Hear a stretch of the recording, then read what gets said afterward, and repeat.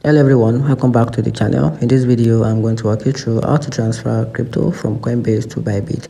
So watch to the very end so you won't make any mistakes. So let's get started. So the first thing you have to do is to log into your Bybit, then click on or go to assets, then click on deposit, then select the cryptocurrency you want to transfer. For example, you can simply transfer Bitcoin or USDT. It depends on your preference. And after that, choose the correct network and copy the deposit address, then log to your Coinbase, then open the Coinbase app, then go to send/receive, then tap on send/receive on the home screen and select the crypto you want to transfer, then paste your Bybit address, deposit address, then ensure the network match the one you selected on Bybit, then enter the amount to transfer. Then after that, double check the address and the network, which are very important. Make sure you check the two, make sure you are on the right network and copy the right address.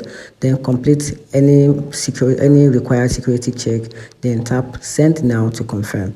Then wait for the transaction to process.